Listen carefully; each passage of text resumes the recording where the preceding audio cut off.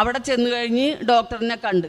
അപ്പോൾ ഡോക്ടർ ചോദിച്ചു എന്താണ് സാംബശിവ വന്നത്? ഭയങ്കര അതിശയം, ഈ മനുഷ്യൻ ഈ ഇത്ര 6 മാസങ്ങൾക്ക് ശേഷവും ജീവിച്ചിരിക്കണമെന്ന് കണ്ടിട്ട് ഭയങ്കര അത്ഭുതം ഡോക്ടറിന്. അങ്ങനെ ഡോക്ടർ എന്താണ് വന്നതെന്ന് ചോദിച്ചപ്പോൾ ഞങ്ങൾ പറഞ്ഞ് റേഡിയേഷൻ ആരംഭിക്കുകയാണ്, അപ്പം അതിന് തൊട്ട് മുമ്പ് സാറിന് ഒന്ന് വന്ന് കാണാൻ വന്നതാണെന്നാണ് പറഞ്ഞോളൂ. അവിടെ പറഞ്ഞത് ഞാൻ പറഞ്ഞില്ല. അങ്ങനെ എല്ലാ റിസൾട്ട് റൂമിലോട്ട് ഞങ്ങളെ കൊണ്ടുപോയി.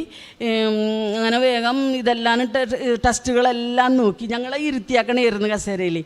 ഡോക്ടർ ആ കസേരയിൽ എണീറ്റ് വന്നുകൊണ്ട് ഈ മനുഷ്യൻ്റെ പുറത്ത് 2 തട്ട് തട്ടി.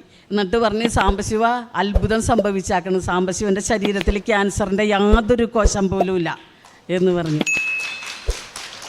അപ്പം തന്നെ ഈ മനുഷ്യൻ ഡോക്ടറിനോട് പറഞ്ഞ് സാറേ എന്നാൽ എൻ്റെ ആമാശയത്തിൽ ഇട്ടാക്കണ ട്യൂബ് ഊരണം, എനിക്കിപ്പോൾ കല്ല് തിന്നാൽ പോലും ദഹിക്കും, ഒരു കുഴപ്പവും എനിക്ക് ഭക്ഷണം കഴിച്ചാലില്ല എന്ന് പറഞ്ഞു. അപ്പം അന്ന് ടെസ്റ്റ് ചെയ്ത് CT സ്കാൻ എടുത്തപ്പോൾ മുറിച്ച് മാറ്റി ആമാശയം പൂർവ്വസ്ഥിതിയിലായി.